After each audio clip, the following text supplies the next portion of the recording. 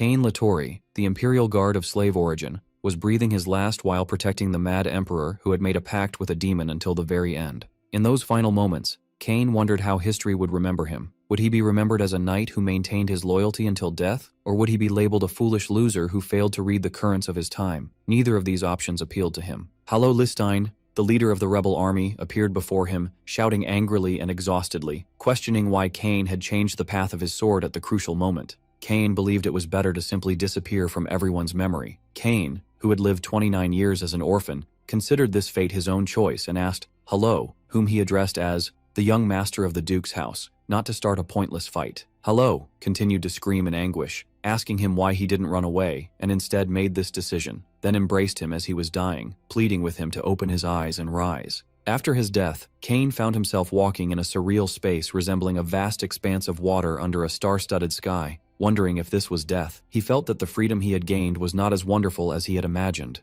and as he was thinking about Hallo and how he had cried for him, reassuring himself that his friend would be fine on his own, a violent flash of energy struck him. Suddenly his soul was transferred into the body of a newborn baby, and he heard a man's voice welcoming him to the world by the name of Karen. While Cain was in a state of shock and disbelief, an elderly man, who looked like an older version of Hallo, held him and congratulated him on his courage for not crying, wishing for him to grow up healthy as his youngest grandson. This immense shock caused the infant Karen to burst into tears, as he realized deep down the astonishing truth that he had been reborn as Hallo's grandson. 45 years after those events, 10-year-old Karen Listein, the only son of Count Bali, the third son of Hallo Listein, was receiving a history lesson. The teacher was explaining the modern historical society's view of the knight Cain Latori, who died with the evil emperor. The teacher explained that although Cain failed to prevent his master from treading the path of evil, he remains to this day a symbol of loyalty because he stayed by his master's side until the end. When the teacher asked Karen for his opinion, Karen first asked the teacher for his opinion. The teacher gave the prevailing view, believing that the Grand Duke, Hallo, wanted to restore the honor of his close friend, citing the famous story of their friendship. But Karen surprised his teacher with a completely different opinion, stating that he believed his grandfather, Hallo, hated his dead friend, and that he deliberately polished Cain's name and embellished his reputation for this very reason. The teacher was surprised by Cain's words and asked him what he meant.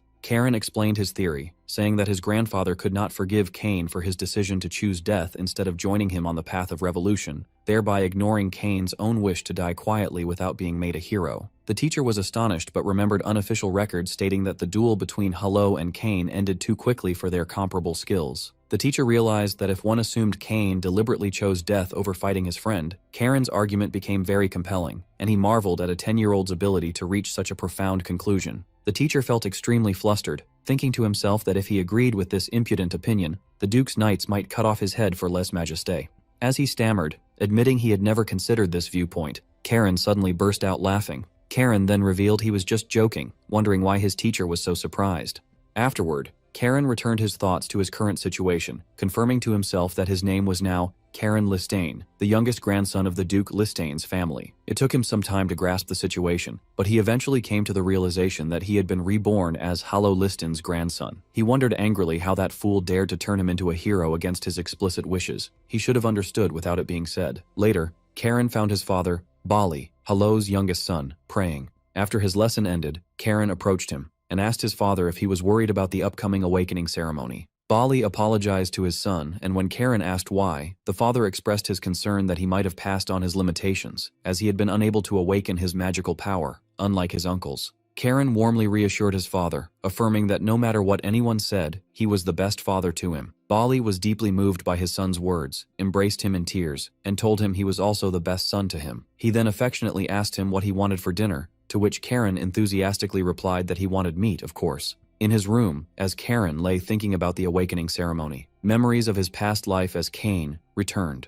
He remembered a conversation with a young Hallo, where the concept of an awakening ceremony was foreign to him. Hallo explained it was an ancient ritual in their family to unleash latent magical power. Cain scoffed at the idea, expressing his disinterest in powers one is born with a silver spoon. Hallo explained that not everyone could awaken their power, and even those who didn't automatically become the head of the family. Hallo then tried to pique Cain's interest by talking about an amazing secret passed down only to the family head. Cain curiously asked if this secret was a great treasure or a magic book that grants wishes, to which Hallo replied in the affirmative. Cain admitted a slight interest, explaining his real dream was to live quietly in a secluded place. After Hello laughed at his dream, Kane pretended to be angry at his friend's joke, so Hello seriously promised that when he became the family head one day, he would make a special exception and tell him the secret. Karen's thoughts returned to the present as he sat in his room, thinking about the magic power awakening ceremony. He decided to himself that his father had no reason to worry. Blue energy and lightning began to surround his body as he revealed the truth that he had already awakened his magical power long ago. In a later scene, Karen was with his parents, looking in awe and admiration at a technologically advanced train, expressing his amazement as it was the first time he had seen one. His mother proudly told him that many of the technologies used in making this train were commercialized thanks to his father, Bali's personal patronage. The father tried to be humble and downplay his achievement, but his mother insisted it was amazing. Karen agreed with her, declaring with all sincerity that he was very proud of his father. Karen continued his thoughts on the train, admiring his father who, despite not having awakened his magical power, was an amazing man who single-handedly managed 30% of the Liechtenstein Duchy's financial affairs. With an ever-affectionate mother and a father devoted to his family, Karen concluded that they were truly perfect parents. As the train continued its journey, Karen spotted a massive castle looming in the distance through the window. It was the main residence of the Liechtenstein family, Chonghae Castle. Karen felt a mixture of anticipation and anger as he thought about his grandfather, Hallo Liechtenstein, being in that place. His anger flared internally, wondering how Hallo dared to turn him into a great historical figure remembered in history against his will. At that moment, Karen released a small amount of magical energy, waking his father. And at that moment, Karen made a firm decision to become a constant nuisance to his grandfather, and to be the biggest delinquent in the history of the Liechtenstein family. Karen vowed to his grandfather in his mind, telling him to wait and see what his dear youngest grandson, who was on his way, would do. When the train arrived at the station, a welcoming party was there to greet them. Karen's father exchanged greetings with a man named Heinrich, who expressed his constant gratitude for the Duke's family's generosity. The Sea Wolf Knights at the station caught Karen's attention, as he noticed they were different from the knights in his region. He wondered if they had felt the mana he had already awakened, but he didn't care about the possibility of the news reaching his grandfather, considering it only a matter of time. The family was guided into the main castle, specifically to a spacious reception room, where Karen was asked to wait while Count Bali went to greet the family elders. Karen felt bored waiting in the vast room, and wished he had asked to go to the library instead. Suddenly, another boy in the room interrupted his thoughts, mocking him by saying the rumors were true, that Karen was indeed a bookworm, as the first thing he asked for upon arrival was the library. The boy then insulted Karen and his father, saying that since he was from his uncle Bali's lineage, his chances of awakening mana were slim, so it was better for him to study to make money like the common folk, just like his father. This insult angered Karen, who coolly asked the boy if he wanted to fight. The boy was surprised by his reaction but gathered a little mana, thinking he would give Karen the upper hand. But Karen calmly wondered if there was a troublemaker being raised in the main house, then unleashed an aura of his own mana, leaving the boy completely stunned. The boy asked in shock when and how Karen had awakened his mana, to which Karen replied with a smile that his father didn't know anything about it either. Karen then told his cousin, whom he addressed as brother, that they had a problem. Karen announced that there was no need for two troublemakers in the family, and that he would take that role for himself, so the other should make way for him, leaving his cousin frozen in place with fear. Karen unleashed a terrifying aura around him and suggested to his cousin Leo that they have a little fight. Elsewhere in the castle, the eldest uncle, Tiles Liechtenstein, sat with his two brothers. Heinrich was informed that Karen had already awakened his mana, which the third knight commander confirmed. The second uncle, Raphael Liechtenstein, commented that Karen had hidden his mana awakening from the main house, questioning the intentions of their brother Bali, whom he called a failure. Bali seemed genuinely surprised, confirming he didn't know either. Tiles scolded his brother Raphael for his haste, pointing out that it wasn't strange for the failure not to know since he himself couldn't awaken mana, then described the whole situation as pathetic. Suddenly, a servant burst into the room in a panic, asking the head butler to come quickly, then called out for the young master, Raphael. Hallo Liechtenstein muttered that a misunderstanding had occurred. Raphael realized it was about his son and stood up angrily. Meanwhile, in the reception room, Leo was lying on the ground, defeated. When Raphael arrived and saw the scene, he grabbed Karen in anger, calling him an ill-mannered pup, and asked him what he was thinking. At that moment, Bali and Tiles arrived. Karen calmly replied that it was because Leo had insulted his father. Karen wondered in front of his uncle if he would have remained silent if he were in his place. Raphael claimed that Karen was spouting nonsense,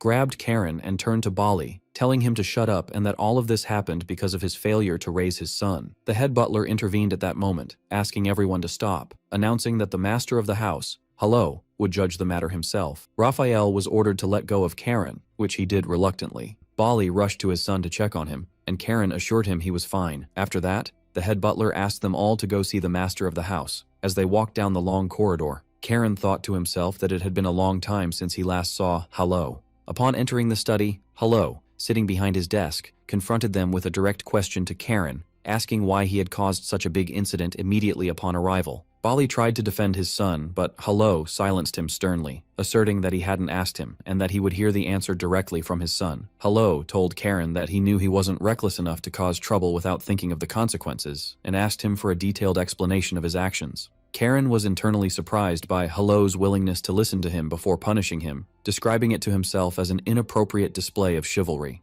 Karen then repeated his answer clearly, saying that Leo had insulted his father. Raphael exploded in anger again, accusing Karen of lying and demanding he tell the truth. At that, Yahello slammed his fist on the desk and yelled at Raphael to be silent, questioning how he dared to raise his voice in his presence. Raphael apologized to his father, Yahello, who decided to summon Leo to confirm the facts and ordered Heinrich to bring him as soon as his treatment was finished. But before that, Yahello turned his attention to Karen, pointing out that the matter of the insult wasn't all he wanted to ask about. Karen anticipated his grandfather's question and cheerfully announced that if he was asking about mana, he had awakened it 3 years ago, shocking those present. Yahello asked him why he had hidden it even from his father for all this time, wondering to himself about this boy who had awakened mana on his own at such a young age. Karen explained that he didn't realize it was mana until he read about it in a book later, and when his grandfather pressed him to know what happened next. Karen smiled innocently and said he just wanted to keep it a secret. He added that secrets are fun, and that it was more amusing because the knights in his region had no idea. Yahello asked him if that was all, and Karen cheerfully confirmed it. At that moment,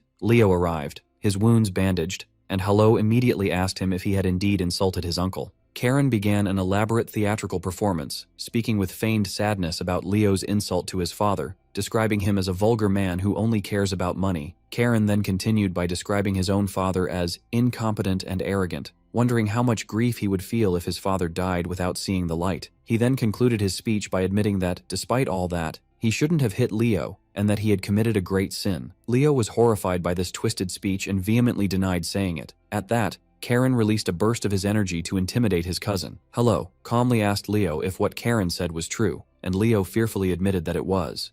After hearing the confession, Yahello decided that since the awakening ceremony was the next day, he would postpone both boys' punishment until after the ceremony, and ordered them to go rest. Later that night, Yahello asked his servant Heinrich for his opinion on Bali's son. Heinrich replied diplomatically that he felt there were many aspects to the boy that might interest the master of the house. Yahello agreed, describing Karen as an interesting boy, not only because he awakened mana on his own and hid it for 3 years, but also because he subtly criticized the level of the knights in his father's territory, which Yahello took as a hint that he himself had been neglecting his son, Bali. Although Heinrich thought his master was overthinking it, Yahello insisted that this grandson was different. Yahello said they would discover Karen's true nature, and whether he possessed something special at the next day's ceremony, expressing his intense curiosity about whether he would finish the ceremony safely and what he would gain from it. Later that night, the entire family gathered in an outdoor location in preparation for the ceremony. Karen noticed the elders of the Liston family in their robes and felt their immense power despite their retirement. He also saw all the family members present, Tiles and his daughter Leone, and Raphael and his son, Leo. Karen realized this ceremony was more important than he had thought. In the center of the gathering was a stone platform, on which was placed a large black stone, which Karen immediately recognized as the Oath Stone. Yahello announced the start of the eye-opening ritual, explaining that when Karen passes through the rift opened by the Oath Stone, he will enter a world the stone will show him. He explained that this world differs from person to person, and the ritual will end when Karen shatters that world using the weapon of clear insight he will acquire there. After Karen confirmed his readiness, Yahello used a necklace to activate the Oath Stone, from which a pillar of blue energy shot out, opening a glowing rift in the air. As Bali held his son's shoulder anxiously, he asked him if he was scared and if he would really be okay. Karen reassured his father that he would be fine and promised to return. Karen thought about the task required of him, to shatter the world with a weapon he acquires, and considered it an easy task, assuring himself that breaking things had always been his specialty. From a distance, Yahello wished in his heart for his grandson to overcome his fear. As soon as Karen stepped through the rift, he found himself in a familiar and horrifying place. The Imperial Palace, burning and filled with the bodies of his dead comrades. He wondered angrily why the stone was showing him these painful memories, and whether the intention was to make him feel guilty for his comrades who died unjustly. Karen heard a mysterious voice describing his world as tragic and desolate, calling him the child of the blue wolf. The voice told him the time of the covenant had come and that he would fulfill what he had pledged with his ancestor. Karen asked the unknown voice if it was a demon, but the voice denied it, asserting that vile demons would not dare defile the blood that runs in his veins. The voice urged Karen to overcome his fear and ascend to the throne, where what he desired awaited. When Karen reached the throne, which the emperor had wanted to protect so desperately that he made a deal with a demon, and as he walked up the stairs leading to it, he felt as if he were walking over their corpses, remembering that he had never imagined this would be the cause of their deaths. He found his old weapon there. The voice welcomed him as a representative of the Blue Wolf clan, and told him this was his weapon. Karen immediately recognized his beloved sword given to him by the emperor, the demonic sword, Ruin. The voice asked him to imbue it with mana, but Karen objected, saying the sword devours its user's soul. The voice reassured him that the demonic will that once inhabited the sword had already been annihilated by his grandfather, and what he was seeing was merely a distorted form left by the demon's curse, and that he was the only one capable of awakening it. Karen hesitated, wondering if touching the sword was safe, afraid of returning to the person he once was, who obeyed the emperor's orders and took countless lives. At that moment, Yahello's voice echoed in his mind, urging him to overcome his fear. Karen finally understood the true meaning of Yahello's unusual kindness. The purpose of the eye-opening ritual was not just to obtain a weapon, but for the heir who awakens the mana of clear insight to overcome their greatest fear. Armed with this understanding, Karen reached his hand confidently towards his sword. As soon as Karen gripped the sword, an immense blue energy he recognized as the mana of clear insight flooded him, and the sword's shape began to change in his hand. The mysterious voice told him it didn't know why the sword appeared to him in its former guise, Ruin, but it explained that this sword originally belonged to his ancestor, Rael. The voice mentioned that the reason this sword was not recorded in history books, unlike the other sword Graham that Yahello took, was that its power possessed a nature completely different from that of the family. Karen felt intense pain as the latent mana in the sword began to etch itself into his body, but the voice ordered him to endure. Karen noticed the flow of mana in his body becoming more ferocious, and he asked the voice for the sword's true name. The voice revealed that this sword was the execution sword Guillotine, the blade that had beheaded countless demons and devoured their powers, to the point that the demons themselves forgot its existence out of sheer fear. Karen contemplated his weapon's new name. The voice commented that a sword resembling the darkness of the deep sea perfectly suited Karen's destiny. Karen asked about the voice's identity, guessing it might be the blue dragon, the guardian dragon of their house, but the voice replied that Karen did not yet possess enough power to bear its true name, and invited him to visit it in the North Sea one day when he gains the strength to rule the seas. Afterward, Karen asked how to leave this world, and the voice pointed out that he already knew the answer. Karen realized what he had to do, shatter the world as he was told at the beginning of the ritual. With great enthusiasm, he declared that he had always wanted to try that, then swung the sword powerfully, shattering the illusory world around him. In the real world, Yahello was consoling the anxious Bali, admitting that it is painful for a father to see his son walk a path he could not, but he stressed that these are the moments when one must prove their resolve. Suddenly the oath stone began to crack violently, and Leo shouted, alerting his grandfather that the stone was breaking. In a moment of general shock, the stone completely shattered. Karen appeared in a flash of light where the broken stone had been, holding his new sword. He looked around with a smile and asked what had happened to the oath stone, noting that it was broken. Bali confronted him angrily, demanding to know what he did. Karen replied cheerfully as he raised the sword high, announcing that it was the execution sword Guillotine of our ancestor Rael Listine. These words stunned Yahello and the elders. This legendary blade had been erased from the family's history, its existence passed down only orally to the patriarch and the elders. They all wondered why it had appeared now, while Yahello pondered whether the time of the covenant was approaching. Yahello finally asked his grandson if he was afraid of this sword, to which Karen replied with complete confidence, no. After Yahello processed the situation, he began to think about ancient history. A long time ago, their ancestors made a covenant with the blue dragons to annihilate the demons, and as a token of this covenant, they left behind the oath stone, awaiting the descendant who would one day fulfill the promise.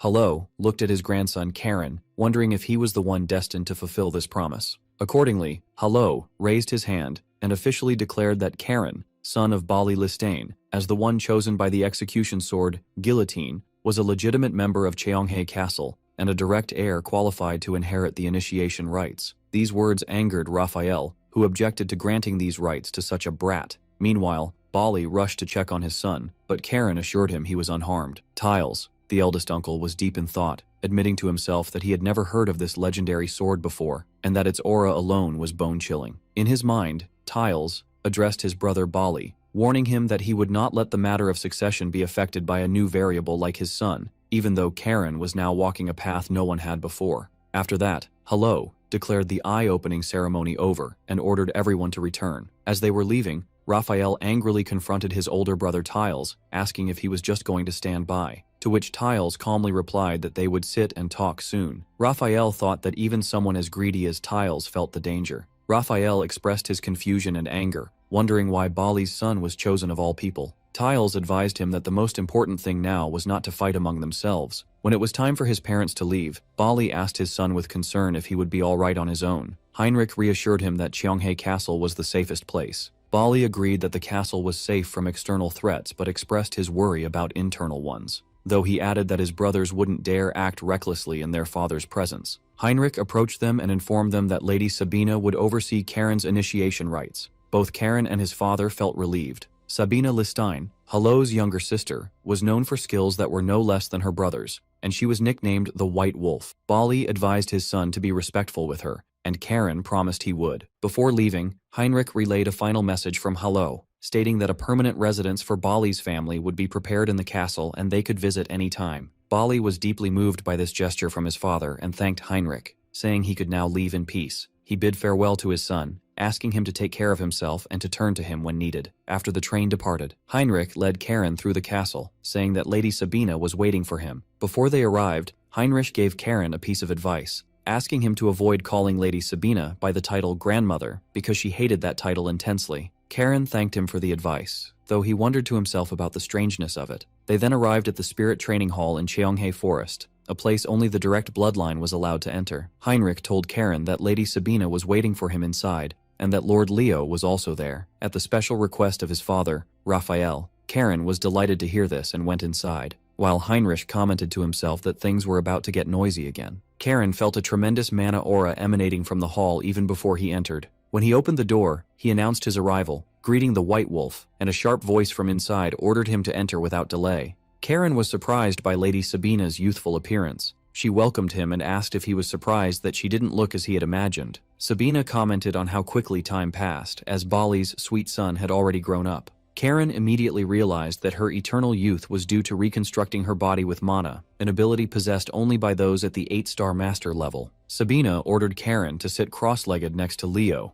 Karen complied and whispered to his nervous cousin that they would be seeing a lot of each other from now on and that he was looking forward to it. Sabina commented on his knowledge of her title, so Karen told her he had read about it in history books because he liked them. Sabina smiled and said that just as her brother Hello described, he was indeed an interesting boy. When Karen asked her what his grandfather had said, she relayed his message, "He's a boy you'll like very much," and added that she now understood why after seeing him for herself. Sabina recalled her conversation with Hello, who described Karen as a child who must sail across a vast sea, and asked her to be his lighthouse to guide him so he could rule that ocean. Sabina saw in Karen an immense potential like the open sea, wild and infinite, and though he was still unpolished, he might one day rule an entire generation. She considered meeting this interesting boy an amusing affair. Sabina began the lesson, explaining that sitting cross-legged was the foundation of mana cultivation, and that once they passed the preliminary stage, they would be able to cultivate mana without needing to sit, just as she does. She then released a wave of clear sea mana that amazed the boys. Sabina explained the Sea Overlord method, which is based on creating an ocean of mana within the body and controlling it. She explained that a person's strength increases with the number of oceans they control. Controlling 8 oceans means reaching the rank of 8 stars.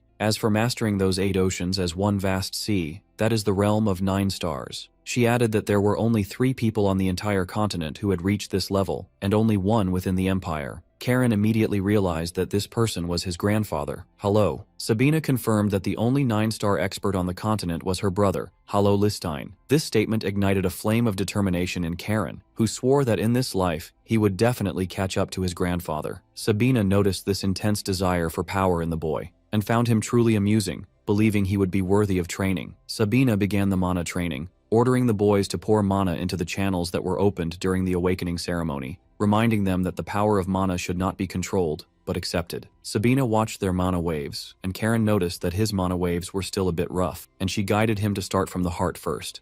Sabina was immediately impressed by Karen's ability, wondering how this could be the power of someone who had just finished the awakening ceremony. She compared him to Leo, who had barely begun to approach the 2-star level, despite having received the Sea Overlord method 2 years ago. In contrast, Karen, without any instruction, was instinctively carving his own mana paths. Karen felt intense pressure as if his body were being torn apart, so he stopped cultivating on his own. Sabina initially thought his body was exhausted, but she realized he had masterfully adjusted his pace. At that moment, Leo collapsed from overusing his mana, and Sabina rushed to him, scolding him for forcing his mana. Sabina admitted to herself that she had been distracted by watching Karen. She saw that the role of adults was to prevent children from harming themselves due to their recklessness. Karen looked at Leo with disappointment, describing him as shameful. Sabina compared Leo to Karen, who had accurately assessed his limits and stopped before getting hurt. She was impressed by his self-control despite his desire for power, and began to wonder if this child really needed a lighthouse to guide him. Sabina addressed Karen, promising to ensure his safety for 3 years,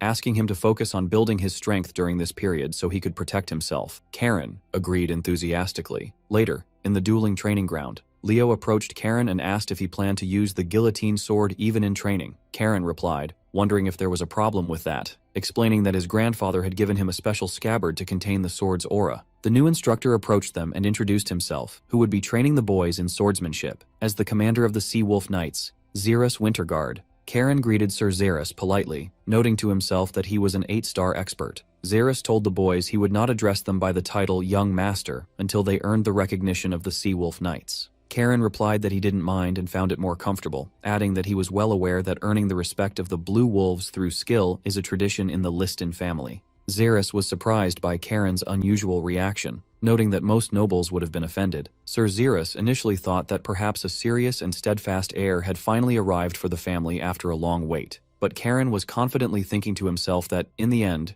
everyone would bow before him. Upon noticing this aura, Xerus immediately changed his mind, concluding that the one who had arrived was not a serious heir, but someone worse than Leo, a true scoundrel. Meanwhile, Sabina was warning her brother, Hello, advising him to think about Karen's impact on the succession structure and what it would mean for Hello's own son. Hello wondered if his sister was implying that his son might be threatened by his nephew. Sabina clarified that if Karen's exceptional talent became known throughout the empire, it would obviously affect who would succeed him and what would happen next. Sabina was speaking with her brother, Hello, expressing her concern that their family might end now that the Oathstone had been shattered, especially with the number of demons coming from beyond the North Sea increasing significantly. Hello dismissed this idea as nonsense and revealed a secret prophecy known only to the head of the family. The person who breaks the stone will establish a new stone, just as their ancestor did long ago. Sabina realized this meant the time of the covenant was near. When she asked him when he would tell Karen this, Hello replied that it would happen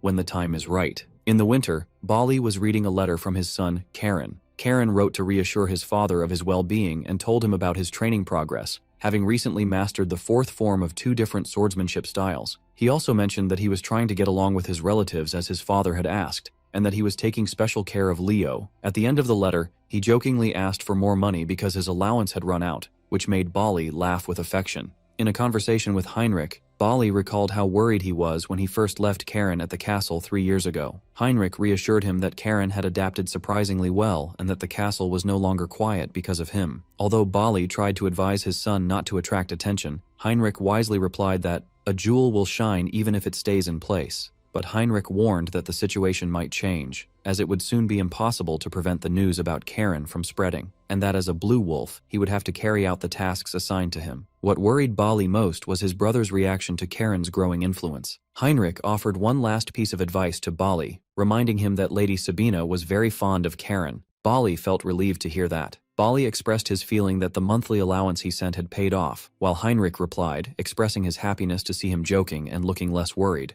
But Bali expressed his concern that his aunt would be leaving the castle soon. Heinrich reassured him again, explaining that Karen had formed a close relationship with the Sea Wolf Knights, to the point that they had given him a nickname, the Little Rabid Blue Sea Dog. In the training ground, Karen appeared, training intensely, easily overcoming a huge knight named Hans. Karen scolded him for his weakness, saying that the art of the Sea Wolf sword is useless if you are overcome by force, and that one must fight with strength even if their bones are broken. Hans surrendered, admitting that Karen was the only one who projected his strength, while Karen mocked his muscles, calling them balloon muscles. In the training ground, Hans admitted that the term balloon muscles was new to him, and acknowledged that without using mana, He was no longer a match for Karen now, lamenting how much strength the young man had gained in just 1 year. Hans then told Karen that he would likely be sent on a mission soon. Hans revealed that Sir Zeras would be the one to decide the mission's timing because Yahello was currently in the capital, and he speculated that their destination would be the Celestial Dome region in the west of the duchy where demon appearances were increasing. Nearby, Leo was training anxiously, thinking that he didn't want to go on the same mission with Karen, but at the same time he hoped to make his parents happy if he did well. Back in the present, Bali revealed to Heinrich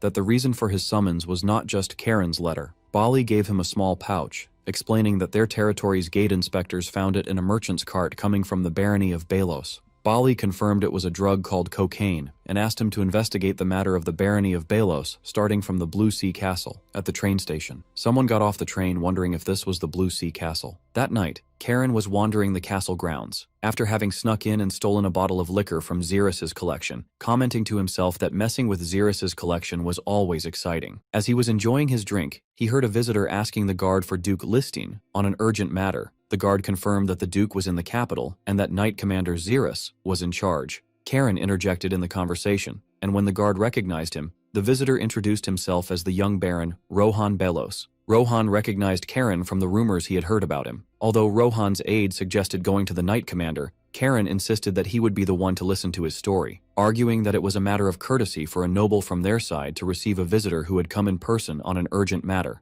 Karen ordered the guard to deliver a separate message to Xerxes. Karen's political judgment impressed Rohan, though Rohan was concerned to see a boy holding a bottle of liquor. He then invited Rohan to follow. In a private room, Karen summarized Rohan's problem, the presence of a group of bandits in the eastern mountains of his barony. Rohan confirmed this, adding that these bandits were spreading drugs and kidnapping people to sell as slaves. Rohan explained with regret that his barony was poor and militarily weak, and that his father's attempt to confront the bandits had failed, and resulted in him being injured and bedridden. Karen slammed the liquor bottle on the table in anger, declaring that tearing these scoundrels to pieces was not enough punishment for them. But he pointed out a puzzling point, wondering how a mere group of bandits could be strong enough to fight a regular army. Rohan replied that they suspected these bandits might actually be deserters from the Southern Kingdom's army, which was currently at war. Karen analyzed the situation, concluding that after the evil emperor's abdication, the imperial army had focused its reduced resources on the war in the south, creating a security vacuum in the north. That allowed deserters to become bandits. Rohan agreed that this theory seemed the most plausible. Karen then offered Rohan a drink, explaining that the barony of Balos was adjacent to the fiefdom where his father resided, making this a personal matter for him as well, and he expressed his desire to help personally. Rohan felt grateful for this gesture, though he wondered to himself about the appropriateness of accepting a drink offered by a child. Karen cheerfully admitted that the drink was stolen from Sir Xerxes' collection and asked Rohan to keep it a secret between them. Rohan was shocked to hear the name of the famous Knight Commander. At that very moment, Xerxes entered the room and asked Karen if they hadn't agreed that he wouldn't touch his drink. Rohan got flustered and spilled his drink, but Xerxes reassured him. Xerxes addressed Rohan, confirming he had heard of his grave concern about the bandits, which Rohan confirmed was the reason he came to ask for help. As Xerxes was about to reply, Karen interrupted him. Xerxes turned to him, scolding him for drinking at his age, and took his drink away. Xerxes apologized to the young baron for the scene, then reassured him that Blue Sea Castle would not stand idly by while an old partner suffered, and told him they were planning to organize and dispatch troops soon. Karen volunteered to go on the mission, but Xerxes immediately refused, arguing that the enemy was a trained group and might have unknown skilled fighters. Rohan was surprised by Karen's seriousness in wanting to help.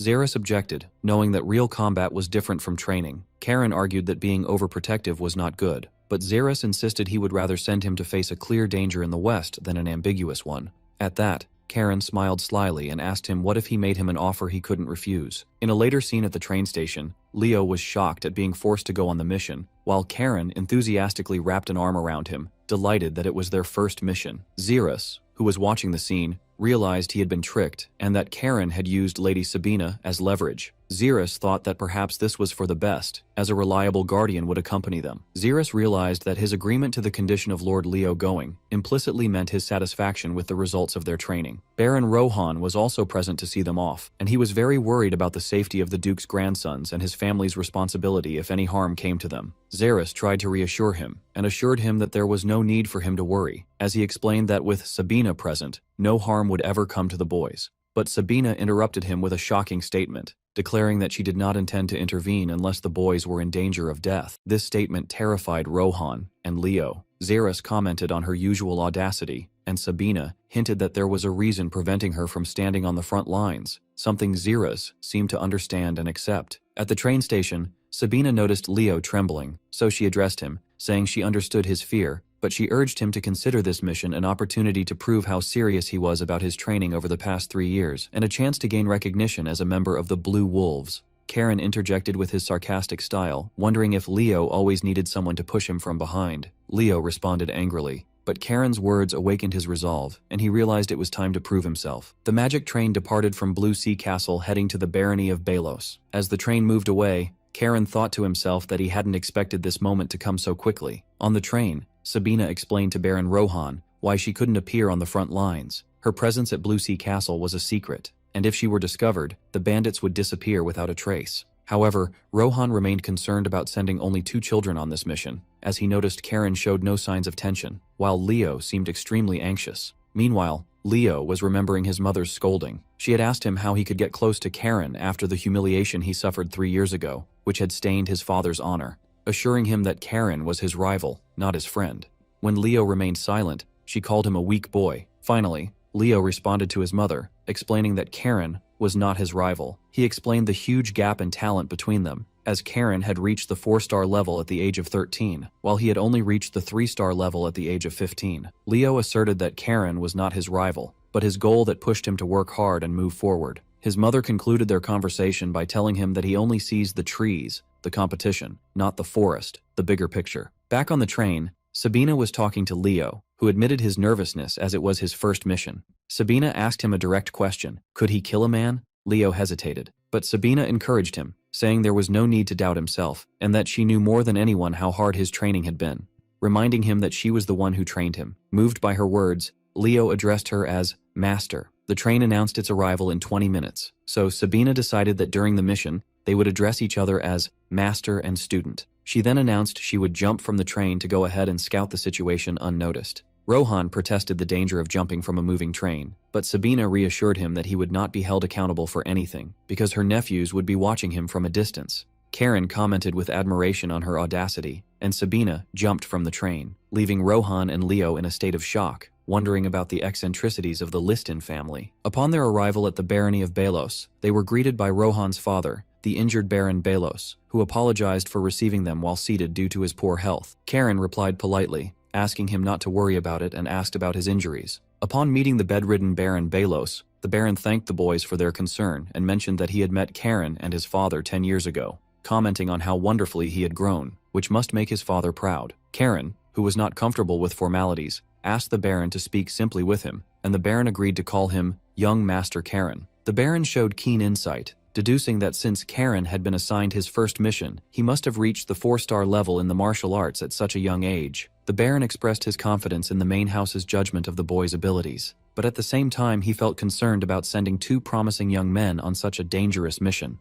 Karen reassured the Baron, saying he understood his concern, but failure in their missions would stain the honor of the Blue Wolves, and that they never consider failure. He then turned to Leo for confirmation, and Leo reluctantly agreed that they would definitely succeed. The Baron laughed and thanked them for their confidence. Karen noticed that the Baron needed rest and announced that they would be leaving. The Baron entrusted the matter to them and told them he had prepared a guide for them to follow. The boys set off with the guide through the snowy mountains. Karen mocked Leo, wondering if he was already tired, but Leo ignored him and expressed his distrust of the guide, pointing out that there was no guarantee he wasn't colluding with the bandits. Karen sarcastically congratulated him on finally being able to think, then calmly confirmed that Leo's suspicions were correct, and that the guide was most likely one of the bandits. Leo was shocked and asked how he knew. Karen explained that he had overheard Baron Rohan's conversation at the station. In a flashback, Rohan's aide asked how they would locate the bandits' hideout, and Rohan replied that they would have to use a traitor within the domain. When Leo asked him why he hadn't told him earlier, Karen replied that he had been tense all day. Karen then analyzed the situation, pointing out Rohan's cunning in deliberately using the traitor against them,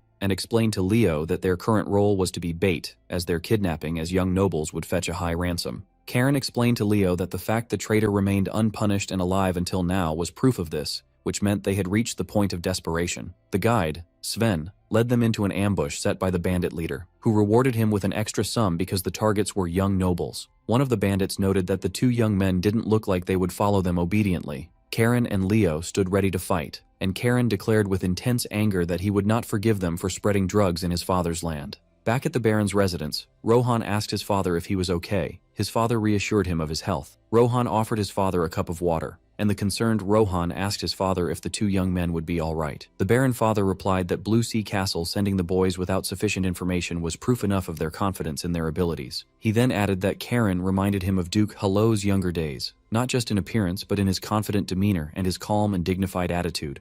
At the Baron's residence, Baron Belos expressed his confidence to his son, saying it was right to place expectations on the two boys. Meanwhile, in the snowy mountains, Karen was engaged in a fierce battle, skillfully and supernaturally beheading bandits. Leo watched the scene in horrified silence, thinking to himself that Karen was a true monster. The bandit deputy leader apprehensively told the leader that they were not ordinary people and that they should withdraw to inform the main force. This angered the bandit leader, who refused to be defeated by a green boy and rushed towards Karen with a red aura. But Karen met him coolly, describing his war cry as annoying, and then split him in half with a single blow. Leo was stunned, while Karen casually commented that he had accidentally used a powerful technique. Karen complained that the leader had stained his clothes. One of the surviving bandits, named Orha, was terrified by Karen's power and the aura of his sword that almost overwhelmed him, so he surrendered immediately. With a sly smile, Karen asked Orha if he had a rope and ordered him to bring it. To Leo's astonishment, Karen had Orha tie him and Leo up, and arm him with their swords as well.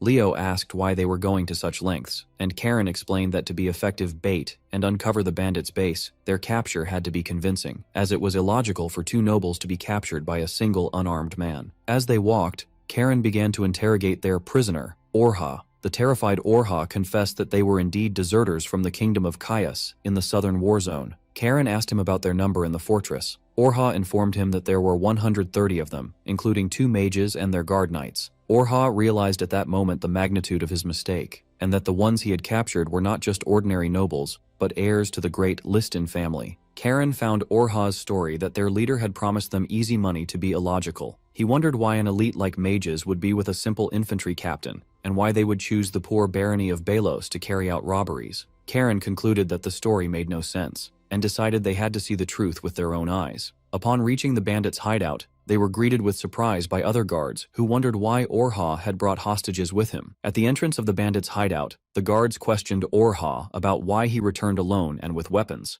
Orha claimed he took the weapons from the young masters as his loot, and that his other comrades were chasing the escapees. The guards mocked him but opened the gate. Inside, Karen commented to himself that these deserters seemed lax, but he felt a strange power that had been unsettling him the whole way, and his sword guillotine began to react to it. He soon discovered the source of his unease: bird carcasses hanging as sacrifices, and a large black magic circle on the ground. Karen immediately ordered Orha to untie him and give him his sword, then told the astonished Leo to draw his sword Sylphid, warning him that he would need it soon.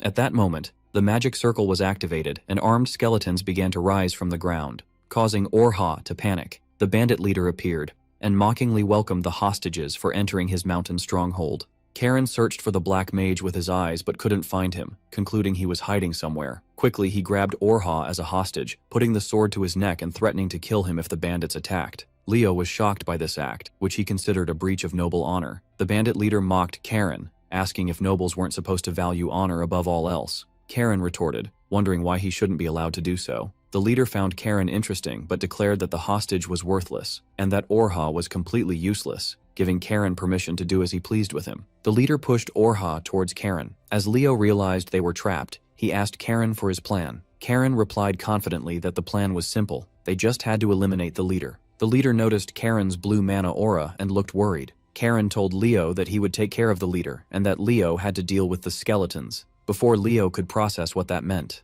Karen charged powerfully towards the leader, leaving Leo alone to face the army of skeletons that had fully risen. Panic struck Leo as he was surrounded by the skeletal soldiers, wondering how he was supposed to deal with all of them on his own. As the skeletons advanced to attack him, Karen had already reached the leader and unleashed a powerful strike, shouting, "Third form of the Sea Wolf Sword." Karen directed his sword's energy towards the leader. After Karen's strike hit the leader and severed his hand, the latter fell in pain and called Karen a damned brat. Karen mocked him, saying that if he was going to attack, he should have done it sooner. The leader wondered why Blue Sea Castle was interfering in their affairs, and Karen explained that this barony was next to his father's lands, and told him he didn't intend to kill him but would take him to the castle. Meanwhile, Leo was fighting the skeletons with surprisingly good performance. From a distance, Karen was watching him and encouraging him to keep fighting with pure strength as the art of the Seawolf sword teaches them. Karen returned to the wounded leader, Michael Knox, and asked for his name again to be sure. After he answered, Karen mercilessly stabbed him in the leg to force him into submission. With a chilling smile, he ordered him to command his men to drop their weapons,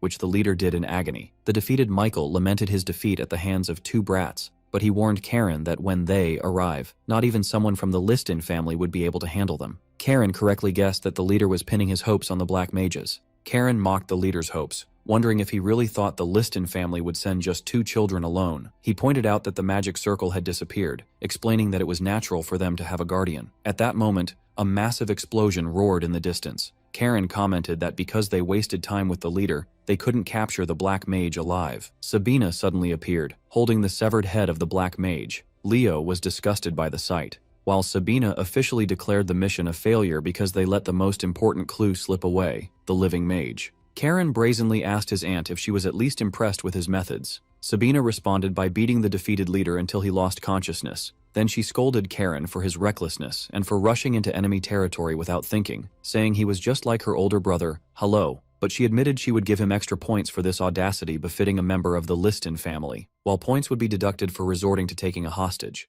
When she asked him why, Karen explained that he wanted to exploit their weakness, as they would never expect a noble to take a hostage. Sabina found this reasoning amusing and laughed, calling him a crazy boy the likes of whom she'd never met, while the captured leader thought to himself, what a bunch of crazy bastards. Sabina announced that they would now return to Baron Belos's castle because there would be a lot of questions. As they were leaving the battlefield, the captured villagers were released from their cages and touching family reunions began. After the battle, as families reunited with their freed loved ones, Karen noticed the bandit Orha standing aside, feeling guilty. Karen mockingly asked him if he was feeling a prick of conscience. Karen told Orha it was too early for that. For all he knew, he could end up locked in the barony's dungeon like his comrades. He then told him he would be taken to Blue Sea Castle with his captain instead of being imprisoned in the barony. Leo asked how safe it was to leave Orha untied. Karen explained they needed him to help carry their wounded captain, but he warned Leo not to let his guard down. At that moment, one of the rescued villagers approached them and spoke in Orha's defense, wondering if he would be punished too. The villager explained that Orha had sincerely cared for the prisoners, secretly bringing medicine to the sick and giving his own food to the hungry, and pleaded with them to show him mercy. Sabina turned to Karen for his opinion. Karen looked at the shocked Orha, then decided they would consider showing him leniency, justifying it by the fact that he had guided them to the hideout.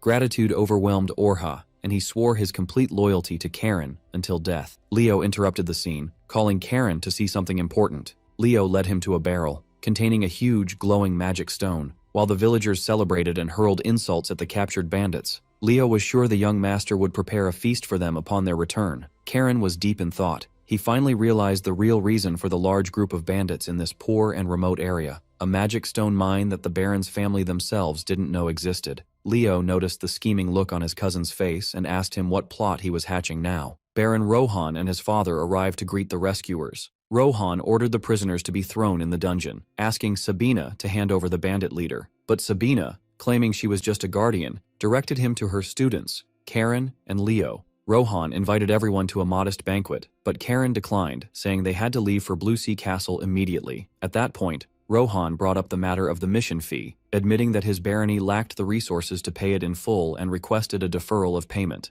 Karen's expression changed to a cunning look, and he began to deliberately insult the barony, describing it as a remote area among remote areas, which provoked Rohan. Karen then announced that the bandits were after something else entirely. Karen revealed the magic stone to the astonished Rohan, who admitted he had no idea there was a mine on his lands. With all the cards in his hand, Karen announced that he too had a proposal to make. Karen presented his proposal to Baron Rohan, that Blue Sea Castle would jointly develop the magic stone mine with the barony of Belos, on the condition that the castle provide the initial capital and security forces. Rohan was internally shocked, wondering if this boy truly realized the magnitude of the words he was speaking, but he quickly realized that having the powerful Liston family as a partner in his barony's mine would in itself be a huge gain. Rohan concluded that Karen had calculated all these things, and he marveled at a child's audacity to conduct negotiations of this importance. Karen added that this arrangement could allow for the establishment of a Liston Knights garrison in the barony, which would solve the defense problem and achieve economic growth at the same time. When Rohan asked him about the share percentage he had in mind, Karen cleverly dodged, saying it was unreasonable for a child like him to discuss the fine details of such a project, and that this was a matter for Rohan to discuss with his father. Rohan agreed to consult his father and contact them soon. Later, Karen asked Lady Sabina why she expected things to get complicated at the bandits' hideout. Sabina explained that the reason was the black mage she dealt with, revealing he wasn't just any ordinary mage, but Tad Delahada, a second-degree wanted criminal in the Empire and a sixth circle mage. Sabina scolded the boys for getting preoccupied with the small fish, the bandits, and ignoring the more important target. Sabina continued her lesson, explaining that true strength only grows by facing strong opponents, and that if they had defeated the black mage themselves, they wouldn't have wasted their time with rabble. For this reason, she considered the mission a failure, a judgment Karen accepted respectfully. She then turned to Leo, who felt he had been ignored, and unexpectedly praised him, saying his performance was much better than she had expected, especially since it was his first time facing the undead. She encouraged him to be more confident in himself. At Blue Sea Castle,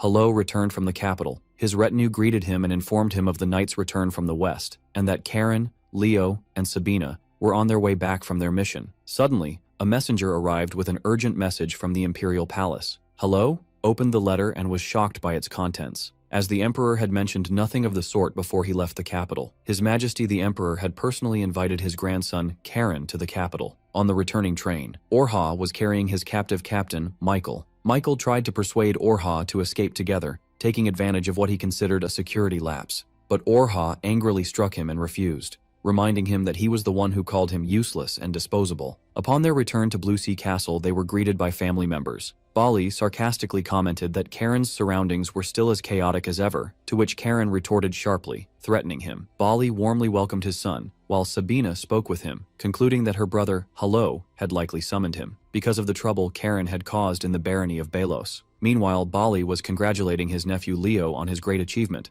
noting that the news had preceded him. Leo felt happy, believing his father and grandfather would be proud of him. Then Karen announced he was tired and would go up to rest. The conversation took a serious turn, as Sabina asked Bali if he knew anything about the unusual political situation in the Empire. Bali explained that the other great powers, except for their family, were rapidly uniting, centered around the Salmon Duchy and the Diaz Marquisate. Sabina added that their father, Yahello, had planned to meet with several families in the capital to assess the situation, but he cancelled everything because his talks with the Emperor did not yield a satisfactory result. Bali explained that these two families were the ones who contributed to the overthrow of the previous emperor and the installation of the current one, and that they now control the system. Sabina lamented that her brother, Yahello, had decided to withdraw from central power for the future of the empire, only to be met with this treatment now. The two concluded that the era of peace was nearing its end, and that it was time for their family to make a move. Sabina saw a positive side to the situation, pointing out that what Karen had done might be the most useful thing for them at the moment,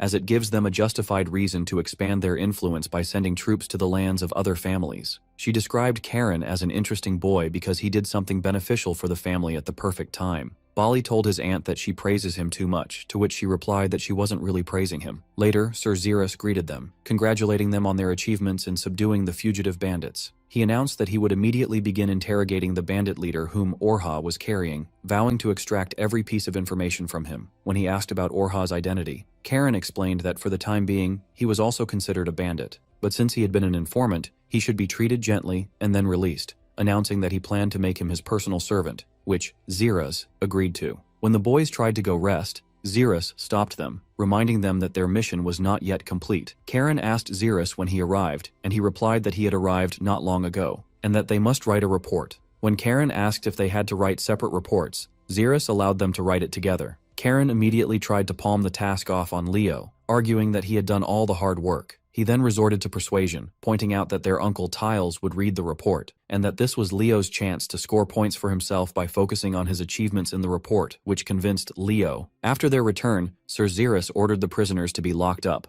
while Sabina threw him the head of the wanted criminal, saying the boys' reports would be sufficient. As Karen wished Leo good luck with writing the report, he announced that he was going to the mana training room to use the fourth form he had recently reached, leaving Xerus astonished at his unyielding passion. Meanwhile, Hello held an emergency family council meeting. He explained that the reason for the meeting was information obtained during the suppression of demons that had recently appeared around the castle. He asked Heinrich to summon the Knight Commander. Xeris was summoned and presented him with a piece of demon skin. Hello told them that this piece was collected from the Western Celestial Dome region. Hello noted that the dark mana latent in the skin was not ordinary, and realized with a shock that it belonged to the fallen emperor. Hello proposed two possibilities. Either it was merely his will lingering in the world, or the fallen emperor was still alive. Hello deduced that this matter was connected to the ongoing events in the empire, then revealed another development. News of the events in the barony of Belos had reached the emperor's ears, who had extended a personal invitation for Karen to come to the capital. Hello announced his plan to send Leo and the Seawolf Knights to accompany Karen, but he stressed that he would ask for Karen's opinion first and would not force him to go as he was still a child. Most importantly, Hello wanted to understand what Karen was thinking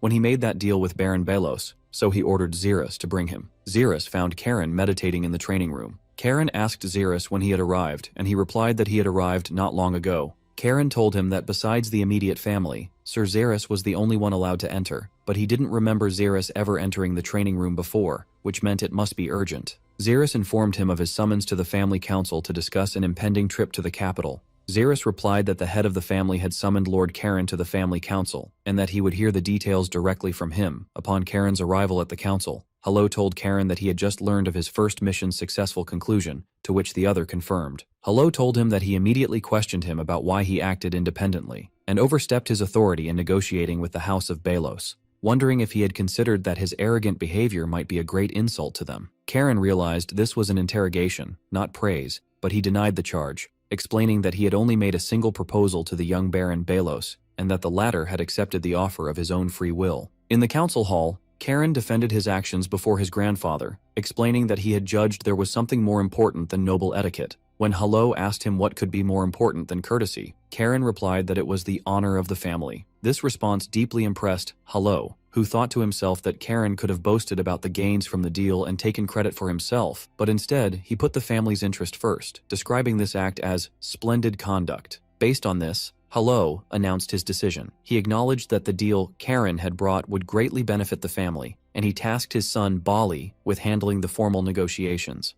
Bali agreed to leave for the barony of Belos at dawn the next day, to which Hello commented that a father bringing glory through his son's merits was not a bad thing. Hello then moved on to the next topic, the Emperor's letter, and formally informed Karen that His Majesty had summoned him, as news of him had reached the capital. Karen deduced that, according to Xeris, the Emperor's letter had already arrived before Hello's return to Blue Sea Castle, and then wondered to himself if the Emperor's intelligence network really had such capability. Karen thought about it, concluding that the influential nobles controlling the puppet Emperor were the ones behind this swift invitation, not the Emperor himself. Hello offered Karen the option not to go. Hello thought about Karen, believing he must have already realized what going to the capital at this time meant. Hello began to think about the strategic implications of accepting or refusing. Bali knew that Hello should not have given the choice to Karen, but Karen interrupted them, declaring that since the Emperor was the one who summoned him, it was his duty to go, adding that this would be an opportunity to see his maternal grandfather again. When Karen asked if he would go alone, Hello confirmed that Leo would accompany him, in addition to Hans's squad as guards.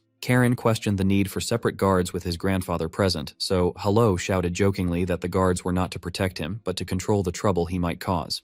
And Hello announced that the departure time would be in 3 days. In a later scene, Bali concluded his negotiations with Baron Rohan. It was agreed to divide the mine's shares with 80% for the Liston family and 20% for the Belos family. But Bali was puzzled by an additional condition he found hard to understand, allocating 5% of Belos's share, a quarter of their share, directly to Karen and Leo, considering this amount excessive for a mere commission. He asked Rohan, a distinguished graduate of the Imperial Academy, the reason for this decision. Rohan frankly explained that this condition was an investment, to win the favor of the 2 young wolves who would one day lead Blue Sea Castle. Bali saw Rohan as arrogant for thinking he had grasped the talents of these children and considered it extremely rude. Bali and Rohan exchanged some sharp words, with Bali praising his audacity. Finally, the boys were summoned, and they gratefully accepted the offer, and Rohan expressed his family's honor in this partnership. As they were leaving, Leo had a question for Karen. After sealing the deal with the barony of Belos, Leo asked Karen how they would divide their 5% share. Karen coolly replied that naturally, he would get 9/10, while Leo would get 1/10. Leo was shocked by this proposal, but Karen confronted him with a threat,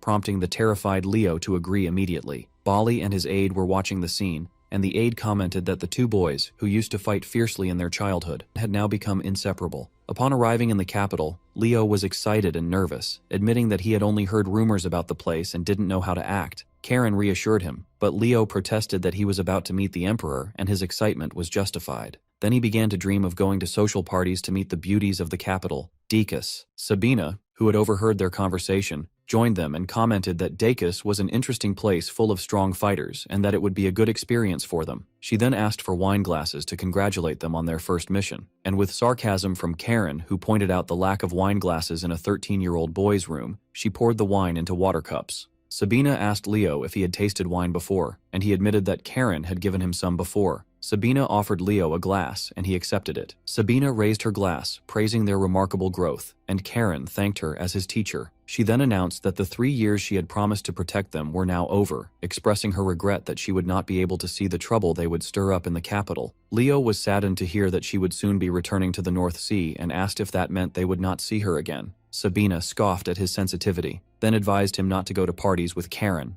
explaining that Karen's appearance, talent, and honeyed tongue would attract all the attention. Leo panicked and asked Karen not to get in the way of his chances of marriage, which led Karen to call him an idiot. Karen ordered Leo to stop talking and continue drinking. Later, at Blue Sea Castle, Bali informed Yahello of the successful conclusion of the negotiations with Belos. Yahello was amazed at their agreement to cede part of their share to Karen and Leo. Bali explained that the young baron's opinion had a strong influence, as he described the deal as an investment in the future. Yahello praised the young baron's intelligence and considered that they had gained a reliable ally. Yahello entrusted all matters related to the barony of Belos to Bali, but Bali felt there was another reason for his summons, as his father was stingy with praise. His intuition was correct, as Yahello revealed that the emperor's summons for Karen was highly unusual, as he had never summoned any member of the family other than Yahello himself. Then Yahello revealed a disturbing observation. During his private meeting with the emperor, he saw the look of fear of him still in his majesty's eyes. Yahello continued his conversation with Bali, explaining that the emperor's fear of him made him believe there was an external influence behind Karen's invitation. Bali agreed that the matter seemed politically motivated and wondered why Yahello hadn't refused the emperor's request in this complex political situation. Yahello explained that he didn't refuse, because he was curious about the extent of Karen's potential. He explained that Karen had been chosen by the founding ancestor's sword, guillotine, which meant he was destined to be at the center of the family, and would thus inevitably face countless challenges and dangers from external forces. Yahello considered this invitation a test. If Karen was to carry the family's future on his shoulders, he must be able to withstand such trials. Yahello then asked his son, Bali, if he was worried. Bali was deeply moved but composed himself, and declared with confidence that he believed in his son. Yahello was surprised by the response, then smiled, considering it a wonderful answer. The next day, Sabina was preparing to return to the North Sea. Xerus asked her if she was going to say goodbye to the boys, but she said it wasn't necessary because she had enjoyed sharing his stolen wine with them the previous night, and it was better to leave quietly as the boys were busy preparing for their journey. They exchanged farewells, and Xerus promised to provide more wine for her next visit. Before she left, Sabina exchanged a silent glance with Karen, who was watching her from his window. Then she departed, bidding him farewell until their next meeting. Karen thought that the North Sea was like a home to him. He thought about finding some food and wine while he waited. He didn't think Sabina would leave so quickly. As soon as Sabina left, Karen thought that his uncles would now start to make their moves. As if fate were responding to his thoughts, his uncle Tiles suddenly appeared behind him, startling him. At the train station, servants were carrying the young men's luggage. Leo wondered about the reason for all the fuss, and Heinrich explained that it was normal because they were going to meet the emperor as representatives of their family. Karen grumbled about Hans's squad being with them, and Xerus explained their purpose was to protect them, but Hans rudely replied that the purpose was to make sure they didn't cause trouble. Before leaving, Tiles visited Karen in his room. After they greeted each other, Tiles confirmed he had heard about his trip to the capital, then told him he had one request for him. Tiles asked Karen not to act in the capital the same way he acts at Blue Sea Castle. Karen agreed, but realized to himself that his uncle was openly admitting to have been watching him all this time. Tiles warned him that the capital was full of enemies waiting for a chance to bring their family down, and that if Karen gave them any pretext, he would personally punish him severely. As soon as Tiles left, Karen's expression changed. He scoffed at his uncle's threat, realizing he was trying to pressure him with his status as the firstborn son, and vowed to himself that he would turn the tables on his arrogant uncle's face. At the train station, the preparations for departure were complete. Karen was bickering with Hans when Orha, the former bandit, approached them and thanked him for giving him another chance. Karen replied coolly, then cruelly joked that he would only take him to the capital to throw him in its brutal prison, reminding him not to slack off. Orha begged Karen not to abandon him, to which Karen replied that they would see how he behaved. Xerus gave the boys one last piece of advice, telling them not to cause trouble and to return safely. As the train was about to depart, Bali rushed onto the platform to see his son off. He explained that he came because he wanted to see him again before he left, and told him that his maternal grandfather was also looking forward to his arrival. Bali hugged his son, asking him to return safely, and to try to keep trouble to a minimum, which made Karen laugh. After the train left, while Tiles was in his office, he received information that his second son, Raphael's wife, was plotting something in the capital, but he decided not to take any action for the time being. On the train, Karen asked Hans about the duration of the journey, and he replied that it takes about 6 hours through the autonomous territory of Teba. They talked about Teba, the unusual city where commoners directly elect their mayor, and where commerce and industry flourish more than agriculture, making money the basis of status there. Hans explained that their influence within the empire comes from their vast capital, yet they are closely monitored by other provincial lords. Karen explained that he realized some citizens of the province sometimes flee the tyranny of corrupt lords to autonomous regions. Hans added that the region was friendly to Blue Sea Castle and often entrusted their knights with major tasks. As the boys expressed their desire to secretly visit the city later, Karen suddenly felt something strange, as his sword began to react to an unknown presence. Karen suddenly felt a strange reaction from his sword and realized this meant the sword was sensing imminent danger. He initially wondered if one of his uncles, Tiles or Raphael, had planted someone among the escorts to attack him, but he quickly dismissed the idea, realizing they weren't foolish enough to make such a move. Leo noticed Karen's strange state and called his name, while Karen concluded that the threat must be coming from outside. Urgently, Karen ordered Hans to contact the autonomous territory of Teba immediately. As Hans wondered about the reason for this sudden order, Karen yelled that there was no time to explain and ordered him to inform the other cars to prepare for an imminent attack. The stunned Hans immediately complied, relaying the warning to all escorts who acknowledged receipt and prepared for the attack. Meanwhile, Karen was thinking about the nature of this external threat, wondering how anyone could attack a moving train. Not far from the train's path, a group of masked attackers was preparing to execute their plan. Their leader announced that the time had come, and his men began to move quickly. As the train approached, they hurried to place explosive barrels tied with a fuse on the railway. Once finished, one of them lit the fuse while the leader warned everyone to prepare for the explosion. The train collided with the barrels, resulting in a massive explosion that derailed and destroyed the train. Meanwhile, in the autonomous territory of Teba, the mayor was presiding over a noisy meeting. The attendees were loudly exchanging accusations, with some accusing others of money laundering and that the National Tax Service was vigorously pursuing them, while others defended themselves by accusing the other party of the same offenses.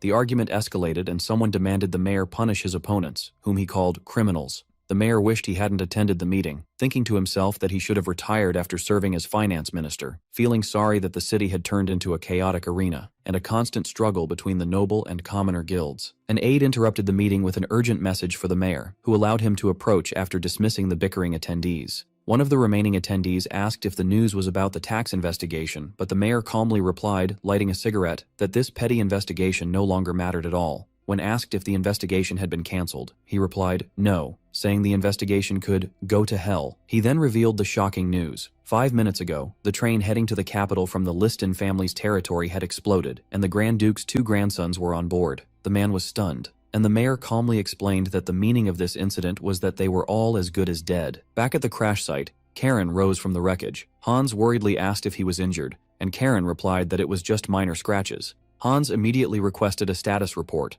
and the response came that out of the 11 people, there was 1 serious injury to someone named Dell and 2 minor injuries. Then another report came from Orha's squad, stating 2 deaths among their ranks. Karen noted that the situation must be very serious, since a low-ranking member like Orha was giving the report. Karen asked Hans about their current location, and Hans replied that they were about 10 kilometers from the autonomous territory of Teba. Hans explained that the territory had already been contacted before the 2 young men woke up, and that help should be on its way. Hans then urged Karen and Leo to flee as far as possible, assuring them that his squad would buy them time. But Karen's sword, Guillotine, reacted again, and he realized they were not alone, and that an ambush awaited them. Karen rejected Hans's suggestion to flee, apologizing and telling him it wasn't possible. When Hans asked why, Karen explained that these attackers had destroyed the Emperor's precious railway, which was nothing less than an act of rebellion. He wondered how far they could run from people with such audacity. He then turned to Leo and asked if he could still fight, which Leo enthusiastically agreed to. Karen concluded that there was only one option left,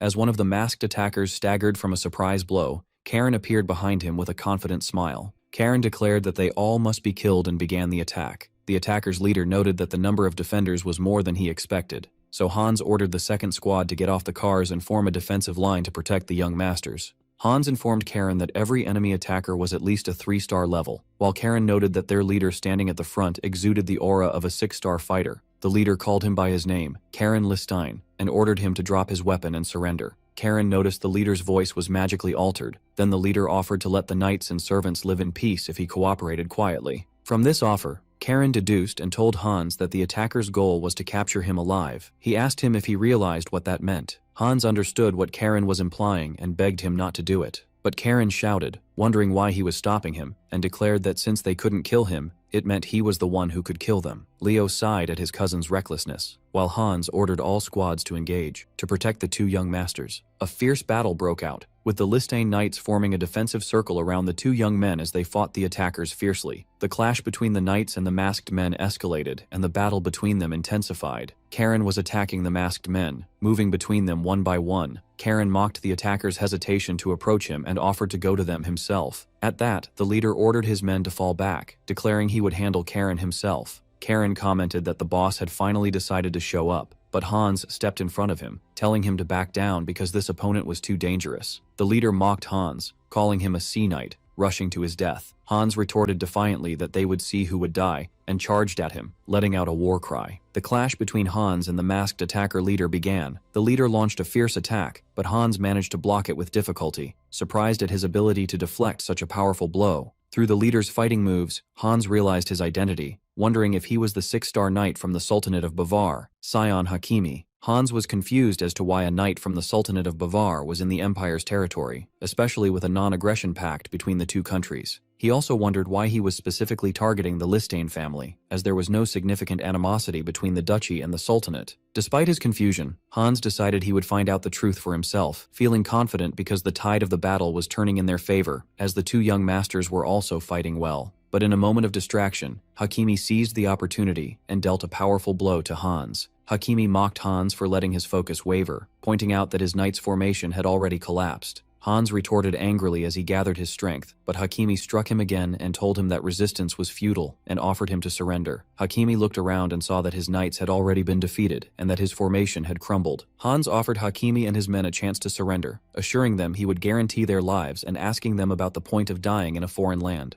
Hakimi refused, declaring that he would simply carry out his mission. Suddenly, he unleashed his power violently, causing the mana in his body to recoil. Hans realized that Hakimi did not fear death, and that this reckless move would endanger the two young masters. Hans felt he had no choice but to match his opponent's recklessness and unleash his full power to confront him. At that crucial moment, Karen's voice was heard expressing his disappointment in Hans. Karen suddenly appeared, reminding Hans that his primary mission was to prevent him from causing trouble. He then sarcastically asked if he was about to surrender already. Hakimi turned towards Karen, who proudly confirmed his identity, declaring he was Karen Listein. In a swift move, Karen lunged at Hakimi and defeated him with a single fatal blow. As Hakimi was breathing his last, he called Karen a monster. Karen coolly thanked him for the compliment, but he suddenly noticed his sword, guillotine, vibrating again. Karen realized this meant the danger was not over yet, and accused the dying Hakimi of having one last trick. Hakimi replied that he felt no regret towards Karen and offered him a cryptic apology as an explosive energy began to surround his body. Karen was shocked, and at that moment, Hans yelled,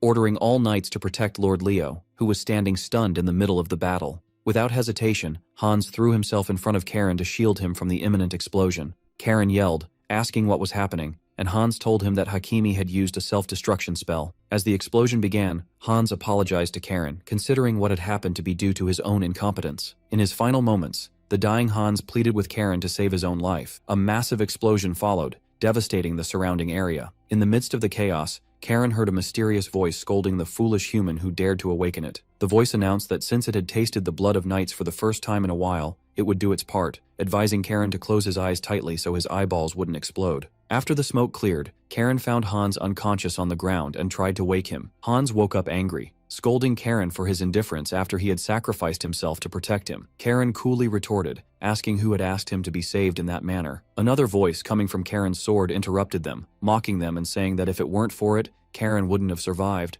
and that he should have thanked it. Karen was shocked when he realized his sword was talking. He looked around at the immense destruction caused by the explosion and wondered what had happened. Karen asked the sword if it was an ego sword, a type of sword made from the souls of mad blacksmiths. The sword became enraged by the comparison and threatened to cut off Karen's neck if he repeated it. Karen wondered why it saved him if it intended to kill him for something so trivial. The sword angrily explained that it had used all the mana it had stored to save him from the explosion, and if not for that, it would have already cut off his neck. The sword then complained of exhaustion, and wondered if there was another way to absorb mana besides fighting enemies, suggesting it could also absorb mana from Karen's blood. Karen concluded that since the sword craved its master's blood, it must be a demonic sword. At that moment, a group of knights arrived. Their commander introduced himself as Haley, commander of the Teba Self-Defense Forces. Hans stepped forward and introduced himself to Haley. As they were talking, Karen sheathed his sword. The sword complained that it couldn't talk while inside, to which Karen replied that was wonderful and told it to sleep quietly. Haley recognized Karen as the grandson of the Grand Duke Yahello and expressed his region's full responsibility for the unfortunate incident. He explained that he had come on the mayor's orders to escort the ducal family members to safety. Karen agreed and asked him to take care of the many wounded. While riding in the carriage, Hans asked Karen if he was sure he didn't want to return to Blue Sea Castle, pointing out that the danger might not be over and that the on-site investigations would take time. Karen reassured Hans and told him he had already contacted Sir Xerus, and there was no need to worry excessively. He then changed the subject, asking Hans if he knew the identity of the man who blew himself up. Hans replied that the man was Sween Hakimi, a 6-star knight from the Sultanate of Bavar. Karen began to think about the gravity of the situation, wondering if the non-aggression pact his grandfather had personally signed with the Sultanate was now in jeopardy. Leo admitted that the relationship between the Empire and the Sultanate had been deteriorating, but it hadn't reached a point to justify such an attack. Karen concluded that Hakimi's action alone was sufficient justification to declare war. In the carriage, Karen noticed Leo staring at his blood-stained hands in a state of shock. Leo admitted he hadn't heard what Karen said earlier, wondering confusedly why his hands were trembling. Karen explained that his reaction was normal, as this was the first time he had killed someone, and getting used to taking lives is difficult. But he told Leo that he must overcome this feeling, because this is the nature of life. A short while later, a guard announced that they would soon be arriving in the autonomous territory of Teba. Upon entering the city, Karen looked out the window and commented to himself on how lavish and luxurious its buildings were. The mayor warmly greeted them, welcoming them to the territory of Teba. The mayor expressed his relief at their safe arrival and promised that his region would do its utmost to uncover the mastermind behind the incident, and also pledged full cooperation with the Listane family's investigation. Karen interrupted him, assuring the mayor that they knew the territory of Teba was not involved in the attack, which led to the mayor's visible relief. Hans commented that the mayor had changed a lot since he was the finance minister, to which the mayor replied, regretting having accepted the position of the damned mayor. He then apologized for his informal speech in front of the Duke's grandson. Karen asked him to speak comfortably, as formalities with his elders bothered him. The mayor hesitated at first, saying he couldn't speak informally with a member of a great ducal lineage, but he soon graciously accepted Karen's offer, then corrected himself after accidentally calling him by his first name.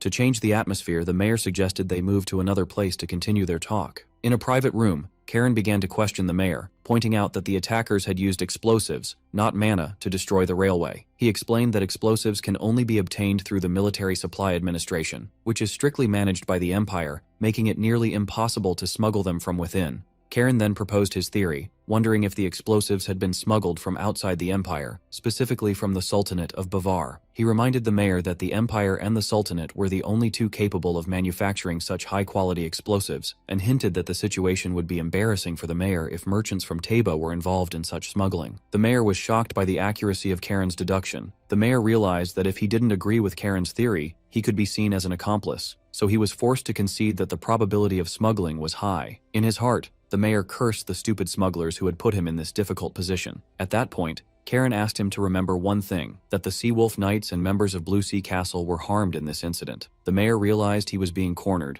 that the Listane family was known for repaying favors tenfold and debts 100-fold, and that he would be finished if he didn't cooperate. In an attempt to change the subject, the mayor asked Karen about his father's well-being, claiming to know him well and even to be on close terms with Karen's maternal grandfather, Sir Gale. Karen smiled sarcastically, noting that the mayor's sudden resort to name-dropping proved he was a true politician. At that moment, an aide burst into the room with an urgent message from the capital. The mayor thought he already knew its contents, that the Imperial Guard had departed, but the aide clarified that it wasn't just the Imperial Guard. The Commissioner of the Internal Revenue Service himself had left at the head of the 1st Special Division, heading for Teba. The aide revealed that the Commissioner was Gale Barriton, the man known by the nickname the Demon King. When the mayor heard the name Gale, he was shocked and wondered if Sir Gale himself had come. He turned to Karen and asked if he had anticipated this. Karen answered in the affirmative, explaining that his maternal grandfather cared for him so much that he would drop everything to save his grandson if he were in danger. That night, the forces of the Internal Revenue Service's 1st Special Division arrived in the territory of Taba, spreading an atmosphere of tension in the city's crowded streets.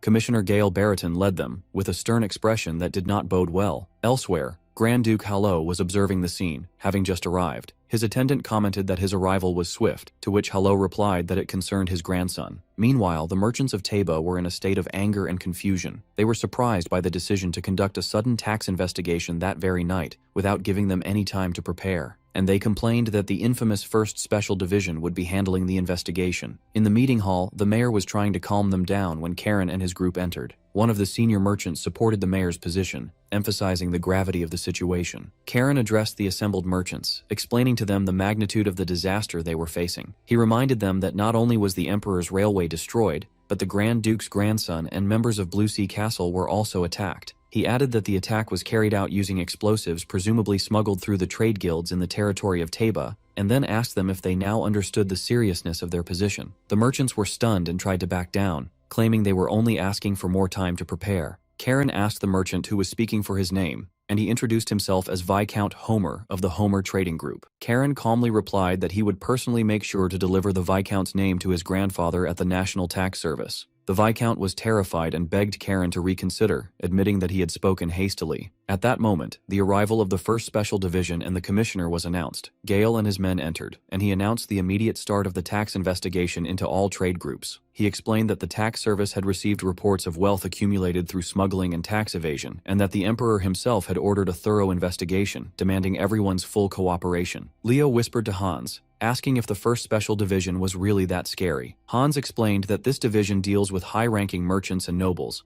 and due to the power of their opponents, they can even mobilize the Imperial Guard, confirming that they were indeed frightening. After that, Gale approached Karen and greeted him warmly, commenting that 3 years had passed since they last met. Later, Gale and Karen were speaking in private. Gale asked his grandson if he was really okay, and Karen assured him he was. He then asked if he suspected anyone, which Karen denied. When Gale raised the possibility that it might be an internal family matter, Karen dismissed the idea, saying that if his uncles were the perpetrators, they would have left no trace at all. He explained that the culprits in this incident had deliberately left traces behind, as if they wanted it to look like it was the work of the Sultanate of Bavar. Gale asked his grandson if he intended to find and punish the culprits himself, then advised him not to, reminding him that the world is vast and full of powerful people, and that dangers still lurked in this place. He ordered him to stay quiet for now, and that they would leave for the capital the next morning on the Emperor's orders. He assured him that the adults would handle this matter. Karen agreed with a smile, promising he would remain calm. But as Gale walked away, he thought to himself that a power outage would occur, and realized that Karen never intended to keep his promise.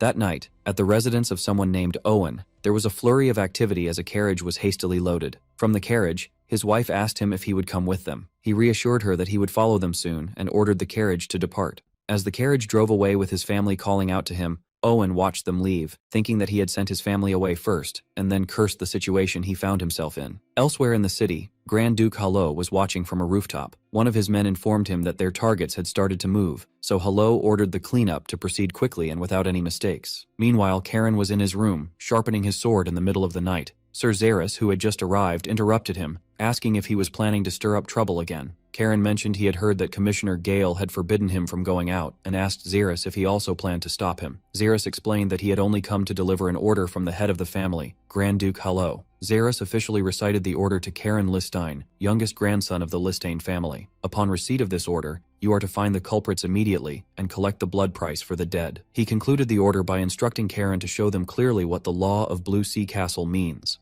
Karen smiled wickedly upon hearing the order, and declared his obedience to the family head's command. Xeris commented that it would surely be a long night. Later, Karen and Leo were wandering through the eastern districts of Taba in disguise. Leo was grumbling, wondering why he had to play the role of a servant and go to a place where illegal deals were rampant. Karen explained that if two young nobles wandered in this place without escorts, it would raise unnecessary suspicion. Although Leo understood the logic, he continued to grumble about being the one playing the servant. Karen silenced Leo, telling him they were close to the place Xeris had mentioned. Leo was nervous, commenting that the place looked shady and not suitable for young masters. Karen mocked him and offered to let him go back if he was scared. Suddenly, a person appeared before them and asked why they were there. Karen stepped forward and greeted him, explaining he was sent by Sir Xeris. The man welcomed them, saying it was an honor to serve the young masters. The man revealed his face and introduced himself as Julio, then suggested they move to a safe house that had been prepared for them. Inside the safe house, Julio explained that the place was equipped with anti-eavesdropping devices, so they could speak freely. Karen, as a resident of Teba, asked him how he became an informant for the Listane family. Julio replied that he was repaying a kindness Sir Xeris had shown him when he was a child.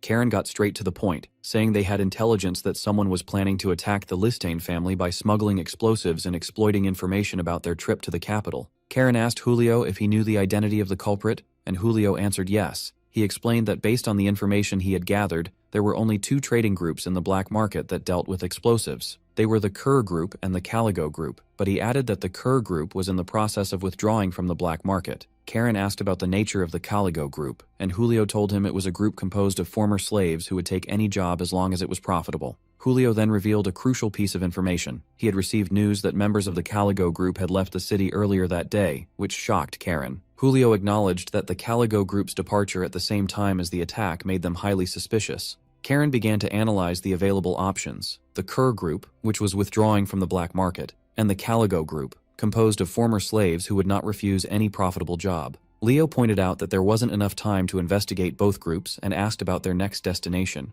Karen smiled, saying the answer was obvious. People with nothing to lose are always the most reckless. Accordingly, they decided to head to Caligo, and Julio pledged to take them to their black market.